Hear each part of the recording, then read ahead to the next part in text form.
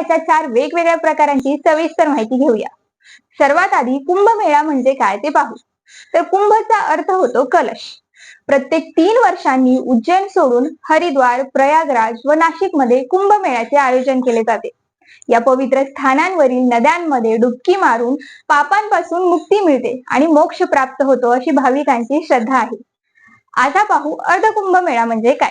अर्धचा अर्थ होतो अर्धा। हरिद्वार व प्रयागराज या 2 पवित्र ठिकाणी दर 6 वर्षांनी अर्ध कुंभमेळ्याचे आयोजन होते। पूर्ण कुंभमेळा म्हणजे काय।